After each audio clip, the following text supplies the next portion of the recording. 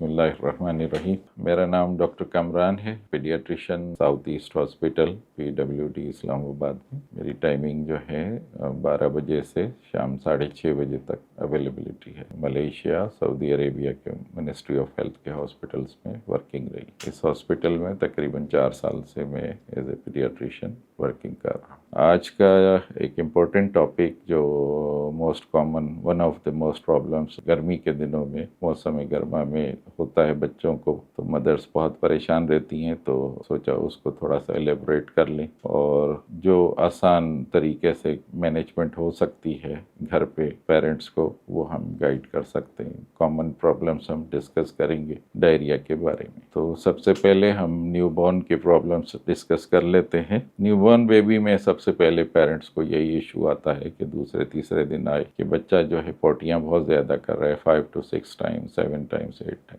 अगर बच्चा frequent stools कर रहा है तो उसकी कंसिस्टेंसी देखी जाती है और कि वो सेमी सॉफ्ट है या उसमें वाटर आ रहा है। अगर वाटर आ रहा है तो थोड़ा हमें फिक्र करनी होती है कि ये क्यों हो रहा है। फिर उसकी वजह तलाश की जाती है, मदर की हिस्ट्री ली जाती है। अक्सर ऑपरेशन के बाद, सिजेरियन के बाद जो है क्या होता है कि वो मदर्स को एंटीबायोटिक दी जाती है, आयरन दिया जाता है, मल्टीविटामिन दिए जाते हैं। तो जो ब्रेस्ट फीड बेबी होते हैं उनको फिर थोड़ा सा फीड में वो मेडिसिन जाती है। तो उन बच्चों को जो जिनकी मदर्स एंटीबायोटिक ले रही होती हैं, मल्टीविटामिन ले रही होती हैं या आयरन ले रही होती हैं, तो उनकी स्टूल फ्रीक्वेंसी बढ़ जाती है। अगर वो बहुत ज़्यादा वाटर बच्चा बार बार जल्दी जल्दी कर रहा है तो मदर की कुछ मेडिसिन जो पॉसिबल हैं वो कम की जाती है। ठीक है। अब बच्चे की रिहाइड्रेशन कैसे की जाए? अगर बच्चा बच्चे का स्टमक ऑलमोस्ट उसकी फिस्ट के बराबर होता है तो वो 2-3 अगर उसने स्टूल वाटरी कर दिए तो वो डिहाइड्रेशन की तरफ चला जाता है। तो न्यूबॉर्न में कैसे मैनेज करेंगे? न्यूबॉर्न में ये होता है कि मदर को गाइड किया जाता है कि एक दफ़ा अगर बच्चे को डायरिया हो रहा है तो मदर फीड दी जाए और दूसरी दफ़ा करे तो तकरीबन 1 आउंस 30 ml ORS उसको आप दे सकते हैं। वैसे तो न्यूबॉर्न में पानी वगैरह नहीं दिया जाता, लेकिन चूंकि ये इलेक्ट्रोलाइट इम्बैलेंस है, डायरिया में नमकियात की कमी हो जाती है, तो इसलिए फिर उसको ORS और रिहाइड्रेशन साल्ट से बैलेंस किया जाता है ताकि बच्चे को डिहाइड्रेशन ना हो और हॉस्पिटलाइजेशन की तरफ ना जाए। आप 1-2 दिन वो करके देख लेते हैं, कुछ एंटीबायोटिक वगैरह अपनी कंसर्न डॉक्टर से डिस्कस कर लेते हैं कि वो तो इरिटेट नहीं कर रही बच्चे को। अगर वो सही है तो फिर आपने पीडियाट्रिशियन को दिखाना होता है। पीडियाट्रिशियन उसको एवेल्युएट कर लेता है कि मदर जो है वो ओवर कॉन्शियस है या वाकई बच्चे को रियल प्रॉब्लम है। अगर रियल प्रॉब्लम है तो उसमें बच्चे को जैसे मैंने गाइड किया ORS वगैरह दिया जाता है और सपोर्टिव अगर प्रोबायोटिक्स दे सकते हैं तो वो भी दिया जाता है। ठीक है। तो आपने सबसे पहले तो घर पे अगर शुरू हुआ तो पहले आपने ORS बच्चे को शुरू कर देना है ताकि बच्चा डिहाइड्रेशन की तरफ ना जाए, हॉस्पिटलाइजेशन की तरफ ना जाए। और जब सहूलत हो फिर डॉक्टर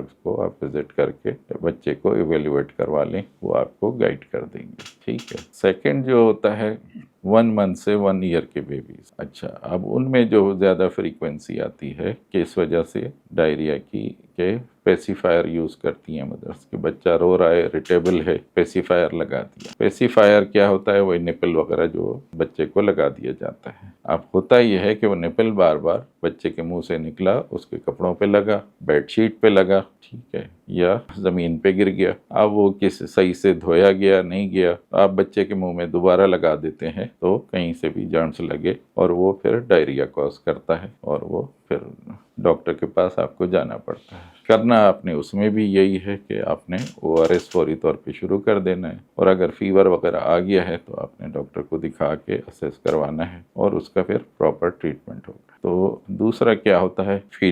फीडर में टॉप मिल्क ले रहा है मदर फीड के साथ, तो क्या होता है कि जी फीडर भी उसी तरह से कि मुंह से निकली, कपड़ों पे लग गई, यानी बेडशीट पे लग गई और फिर वापस बेध्यानी में बच्चे के मुंह में जरासीम चले गए और वो डायरिया कॉज करते हैं। तीसरा है पुअर हाइजीन, कि बच्चे की सफाई का ख्याल रखना है, माँ ने कपड़े जल्दी जल्दी तब्दील करने हैं और अपनी सफाई का ख्याल रखना है। तीसरा ये जो है 1 ईयर से 3 ईयर्स के बेबी, 1 ईयर से 2 ईयर्स के बेबी क्या होता है कि चलना शुरू करते हैं। शुरू में सपोर्ट से करते हैं और फिर अपने उस पर चलना शुरू करते हैं। तो वो क्या करते हैं? पूरे घर को एक्सप्लोर करना शुरू करते हैं। एक्सप्लोर कैसे करते हैं जी, वो टॉयज हो गए, हर चीज़ चख के देखी जाती है। और जी क्या होता है कि अगर चप्पलें हाथ में आ गई तो वो भी टेस्ट कर लेते हैं, और अगर गमले रखे हैं तो वो मट्टी भी खाना शुरू कर देते हैं। तो ये सब कॉज हैं जर्म्स इंट्रोडक्शन के। और फिर वो क्या होता है कि फिर पहले गला खराब और उसके बाद पेट खराब हो गया और जी वो डायरिया शुरू हो गया। अब इन बड़े बच्चों में जो तकरीबन 1 साल के हैं, आपको तकरीबन पौना कप चाय का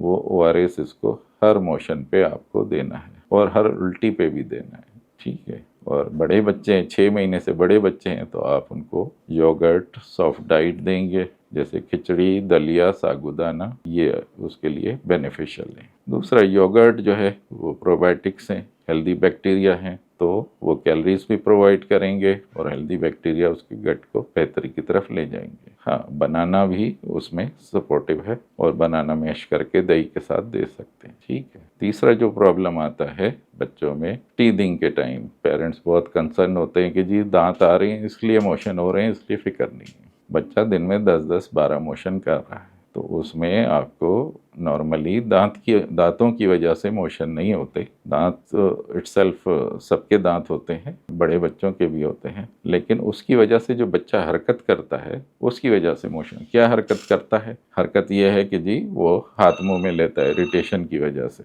हाथ मुंह में जब लेता है तो उसके गंदे हाथ जो हैं वो जरासीम जो है उसके गले में जाते हैं और फिर गला खराब होता है और उसके बाद पेट खराब होता है उसका, ठीक है। तो इसलिए मोशंस जो है उससे फिर उसकी वजह से कॉज होते हैं। तो पेरेंट्स जो समझते हैं कि जी मोशन हो रहे हैं और दांतों की वजह से हो रहे हैं, वो गलत कॉन्सेप्ट है। उसमें भी देखा जाता है कि मोशन पानी वाले हो रहे हैं या चिकनाई वाले हो रहे हैं, ठीक है। तो पानी वाले या चिकनाई वाले मोशन, इनमें फ़र्क है। ज़्यादातर वायरल अगर होते हैं तो मोस्टली रोटा वायरस होता है, ठीक है। और बैक्टीरियल हैं तो उसमें मुख्तलिफ जरासीम होते हैं, ठीक है। तो उसके लिए फिर डॉक्टर साहब एंटीबायोटिक देते हैं। तो इसमें भी आपने क्या करना है कि बच्चे को सबसे पहले ORS आपके घर में अवेलेबल होना चाहिए और ORS आप बच्चे को शुरू कर दें। उसके बाद जैसे ही फीवर अगर आ रहा है तो आपने कालपोल, पेनाडोल वो आप शुरू कर सकते हैं साथ साथ। उसके बाद अपने डॉक्टर से कंसल्ट कर लेंगे, ठीक है। चौथा जो है स्कूल गोइंग बच्चे 4 साल से ऑनवर्ड्स बच्चे स्कूल जाना शुरू करते हैं। और उसमें क्या होता है कि बच्चे स्कूल अपनी बोतल तो ले जाते हैं, लेकिन बाज़ औक़ात बोतल भूल गए और क्या हुआ कि बोतल से पानी गिर गया या किसी दूसरे बच्चे ने पी लिया, तो स्कूल डिस्पेंसर से पानी पी लेते हैं। अब अगर वहाँ पे डिस्पेंसर में अगर वो हाइजीन वाटर नहीं है और प्रॉपर फिल्टर नहीं हुआ तो बाज़ औक़ात वो भी डायरिया कॉज करता है। अब दूसरा क्या होता है कि कैफेटेरिया से बच्चे वहाँ फूड लेते हैं। अब फास्ट फूड जो है वो बहुत ज़्यादा हाई रिस्की हो जाता है, इसलिए जो है फास्ट फूड बच्चे ले लेते हैं। और या वहाँ पे जो मुख्तलिफ़ चीज़ें मिलती हैं स्कूल में, वो अगर हाइजीन का ख्याल नहीं रखा गया तो वहाँ से भी उन्हें जरासीम लग सकते हैं। तो बच्चा फिर वहाँ से वॉमिटिंग, डायरिया, फीवर के साथ आता है। तो वही सबसे पहले काम करना है कि आपने घर पे ORS रखें कि वक्त पे वक्त ज़रूरत पड़े तो आप फ़ौरन शुरू कर दें। क्या डॉक्टर जब तक अवेलेबल हो आपको, तो आप ORS उसको पिलाइए, सॉफ्ट डाइट दीजिए, योगर्ट दीजिए और उसके बाद जो है डॉक्टर से कंसल्ट कीजिए। अगर माइल्ड डिहाइड्रेशन होगी तो डॉक्टर साहब उस हिसाब से मेडिसिन दे देंगे और आपको गाइड कर देंगे। और अगर डायरिया जो है वो सीवियर हो गया है और अनकंट्रोलेबल है तो उसमें फिर IV फ्लूइड और हॉस्पिटलाइजेशन भी अगर ज़रूरत हो तो वो कर ली जाती है और सपोर्टिव एंटीबायोटिक्स वगैरह नीडेड होती हैं। और हाई ग्रेड फीवर है तो उसको ट्रीट किया जाता है। इस तरीके से ये ट्रीटमेंट किया जाता है। अब क्या होता है कि उसमें टेस्ट कुछ किए जाते हैं। अगर सीवियर डायरिया हो रहा है तो उसका स्टूल कल्चर किया जाता है और अगर उसमें कोई जरासीम मेंशन होता है, सेंसिटिविटी मेंशन होती है, तो उसके अकॉर्डिंगली मेडिसिन दी जाती है। दूसरे जो है क्रोनिक डायरिया क्या है कि 2 हफ्ते से ज़्यादा बच्चे को मोशंस चल रहे हैं और वो कंट्रोल नहीं हो रहे और सब मेडिसिन आप दे चुके, तो इसको क्रोनिक डायरिया कहते हैं कि 2 हफ्ते से ज़्यादा। तो उसमें फिर फर्दर इन्वेस्टिगेशन की ज़रूरत होती है। तो उसमें फिर इन्वेस्टिगेशन कुछ ब्लड और स्टूल के टेस्ट किए जाते हैं मसलन स्टूल डीआर, स्टूल कल्चर, ये किए जाते हैं और असेस किया जाता है। और अगर उसमें कोई अकॉर्डिंगली सेंसिटिविटी आती है तो उसको ट्रीट किया जाता है अकॉर्डिंगली। अगर 2 हफ्ते से ज़्यादा हो गए हैं और छोटा बेबी है और ठीक नहीं हो रहे मोशन, तो उसमें क्या होता है कि जी आपने लैक्टोज इंटॉलरेंस टेस्ट किया जाता है स्टूल के लिए। ठीक है, अगर लैक्टोज इंटॉलरेंस उसमें पॉजिटिव आ जाता है तो आपने लैक्टोज फ्री फार्मूला देते हैं। उसमें फिर वो लैक्टोज फ्री डाइट से बच्चा काफ़ी जल्दी इम्प्रूव कर जाता है। और दूसरा काज कौन सा हो सकता है? Travellers diarrhoea. जब एक कंट्री से दूसरे कंट्री या एक शहर से दूसरे शहर हम जाते हैं तो वहाँ का पानी चेंज होता है और वहाँ पे फिर बस बच्चा बाज़ औक़ात वो पानी टॉलरेट नहीं कर पाता या वहाँ पे हाइजीन कंडीशंस इतनी अच्छी नहीं होती, तो उसमें बेहतर ये होता है कि पानी बच्चे को बॉईल करके पिलाएं।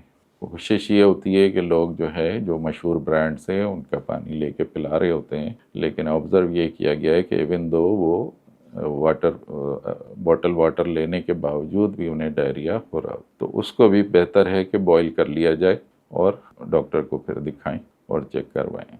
ठीक है। वायरल डायरिया मैंने बताया कि 3 से 5 दिन चलता है तकरीबन, तो आपने उसमें हमारा काम क्या होता है कि बच्चे को नमकियात की कमी ना हो तो उसको आपने ORS की सूरत में या ड्रिप की सूरत में उसको पूरा रखा जाता है और वो इटसेल्फ जब जरासीम जिस्म से निकल जाता है तो बच्चा ठीक हो जाता है। लेकिन अगर बैक्टीरियल डायरिया है और उसमें फिर आपने लाजमी एंटीबायोटिक ट्रीटमेंट दिया जाता है जो बैक्टीरिया को किल करके और बच्चे को सेहतमंद होने में मदद करता है। ठीक है, तो इस तरह से हम सपोर्ट दे सकते हैं बच्चे को। तो ये आज का टॉपिक था और मैंने कोशिश की कि बिल्कुल आसान तरीके से मैनेजमेंट बताएं हम डायरिया की, तो इसलिए कि मदर्स बहुत ज़्यादा पैनिक और परेशान होते हैं और पूरी फैमिली डिस्टर्ब हो जाती है और डॉक्टर अवेलेबल नहीं होता, तो इमीडिएट ट्रीटमेंट किस तरह से किया जाए वो मैंने आपको थोड़ा सा बताया। और ये है कि इंशाल्लाह फिर सम अदर टाइम किसी और टॉपिक पे इंशाल्लाह वो ब्रीफ करेंगे। ठीक है, ओके, थैंक यू, अल्लाह।